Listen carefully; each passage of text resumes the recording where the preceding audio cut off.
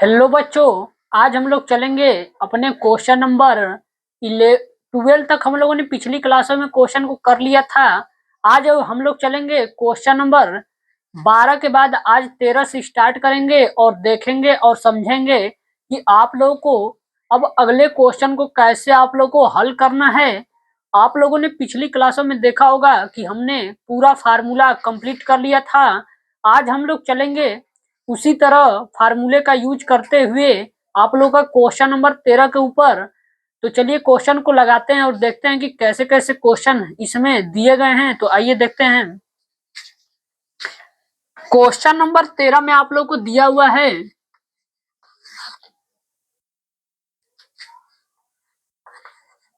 tan inverse और कोष्टक में दिया है cos x और बटा के दिया है 1 माइनस sin x।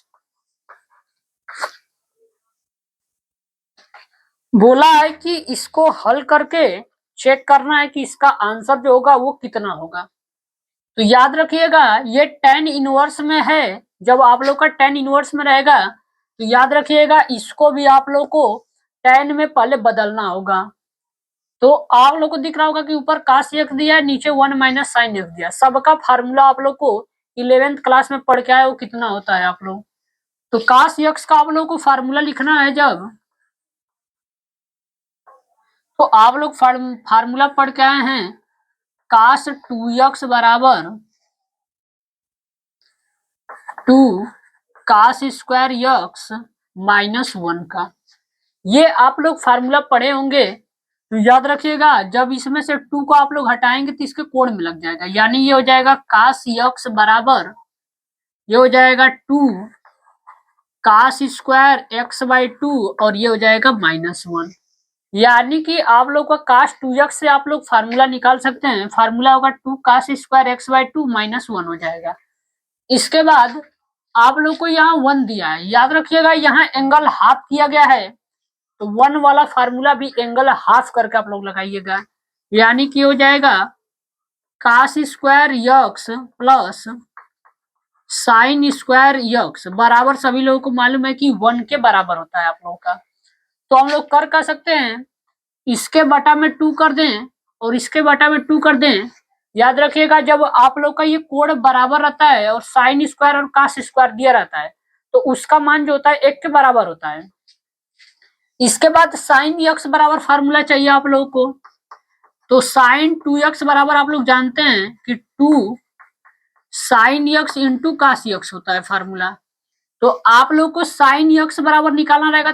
2 जो रहेगा आप लोगों को एंगल में कर दीजिएगा, यानी कि हो जाएगा साइन x बराबर 2 साइन x बाई 2 इंटू हो जाएगा ये cos x बाई 2।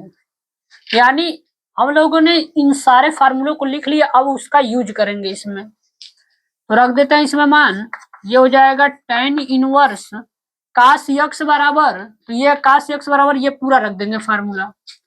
ये हो जाएगा 2 cos स्क्वायर x बाई 2 और ये हो जाएगा माइनस 1 और बटा में 1 माइनस साइन एक्स, यानी 1 के जगह पे रखेंगे ये पूरा आप लोगों का।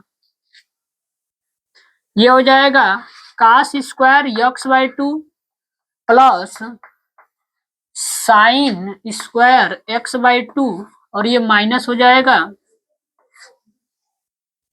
अब साइन x बराबर, तो ये हो जाएगा formula 2 sine x by 2 into cos x by 2। 2 sine x by 2 into हो जाएगा यहाँ cos x बाई 2। आप लोग यहाँ थोड़ा ध्यान से देख लीजिएगा। तो अब चलते हैं इसके tan इनवर्स, इसको पूरा उसी तरह न दीजिए, यानी 2 cos square x by 2 minus 1 और बट्टे में आप लोग को नीचे दिख रहा होगा कि a square plus b square minus का 2ab आप लोग का फार्मूला बन रहा है। तो इसका फार्मूला आता है a माइनस बी, यानी ये हो जाएगा cos x by 2 minus sine x by 2 का ये होल स्क्वायर हो जाएगा। यहाँ पे लगा देते हैं बड़ा कोष्टक।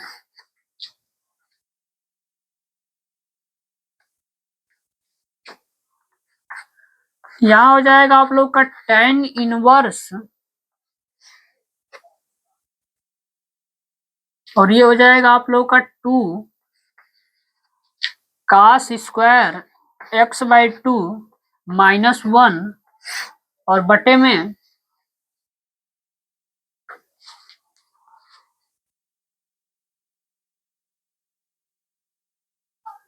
क्या जाने कैसे चालू कर रहे हैं।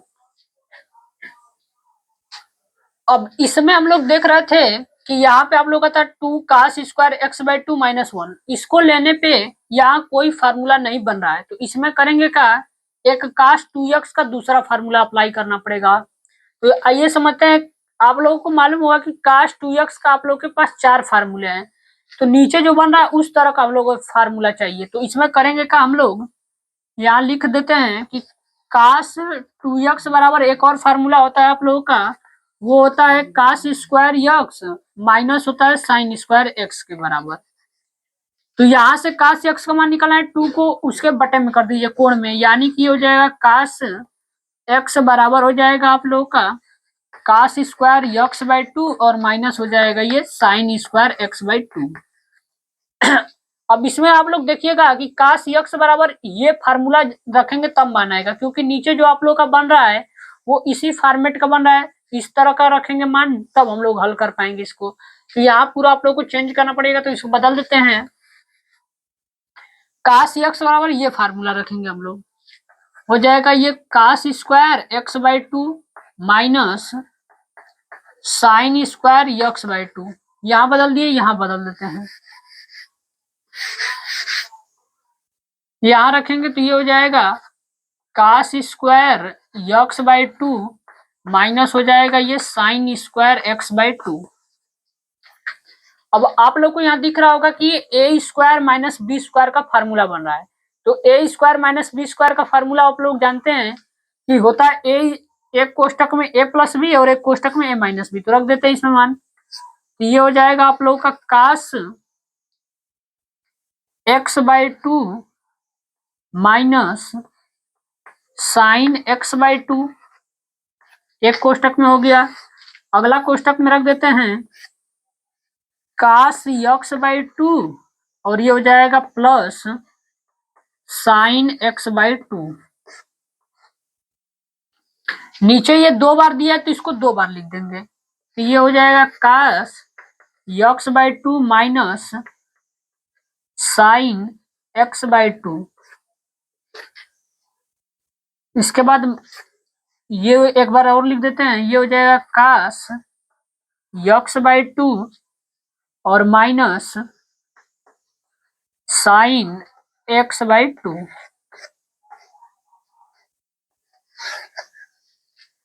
तो अब हम लोग करेंगे क्या, ये माइनस है ये भी माइनस है, तो ये आप लोग का कट जाएगा, ये कट जाएगा, यानी ये बचेगा आप लोग का पूरा। ये हो जाएगा tan inverse cos x/2 plus sin x/2 और बटे में हो जाएगा आप लोगों का cos x/2 minus sin x/2। इतने आप लोग को जितना आप लोग को कराया गया, एक बार इसका आप लोग स्क्रीनशॉट ले लीजिए, इसके बाद हम लोग मिटा के चलेंगे इसके आगे की तरफ।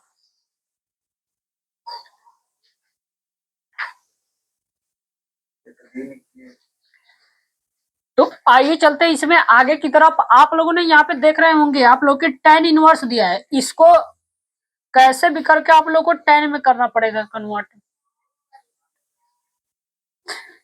तो चलिए यहाँ पे देखते हैं, आप लोग को दिख रहा होगा कि cos x/2 plus sin x/2 है और cos x/2 minus sin x/2 है।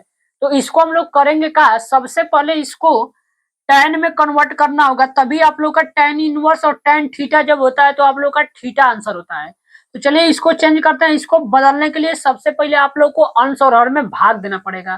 तो चलिए इसको मिटा के भाग देते हैं इसमें।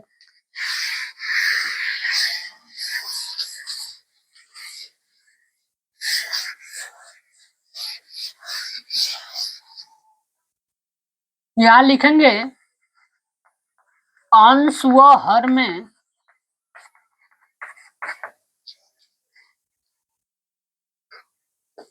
cos x/2 से भाग करने पे भाग देने पर भाग देते हैं इसका, तो ये हो जाएगा आप लोग का tan इनवर्स।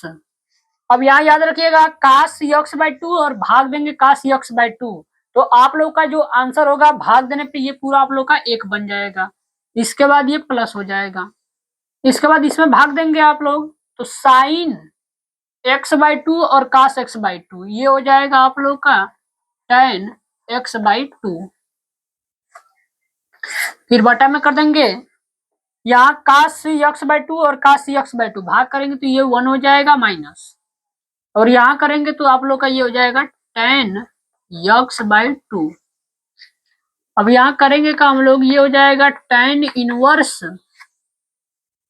यहाँ पे tan a प्लस बी का फार्मूला आप लोगों का देख रहे होंगे कि tan, आप लोग पढ़े होंगे कि tan a प्लस बी बराबर आप लोग का फार्मूला होता है tan a plus tan b, इसके बाद 1 minus tan a into tan b। ये आप लोग का फार्मूला होता है किसका है, tan a प्लस बी का।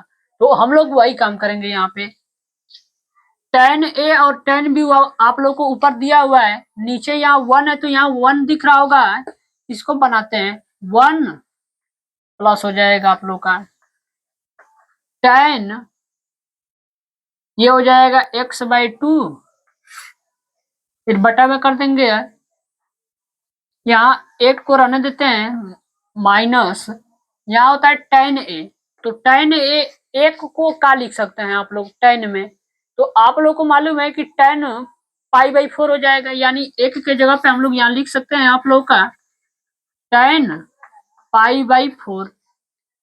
आप लोग को यहाँ लगाना है tan a प्लस में tan b, तो यहाँ tan π/4 कर देंगे तो tan 45 अंश का जो मान होता है वो 1 के बराबर होता है, यानी 1 के ये बराबर होगा। इसके बाद ये tan b का मान हो जाएगा, 1 है तो 1 रख दिए, माइनस है तो माइनस, tan a का मान है आप लोगों का tan π/4 और इंटू हो जाएगा tan b का मान यानी tan x/2।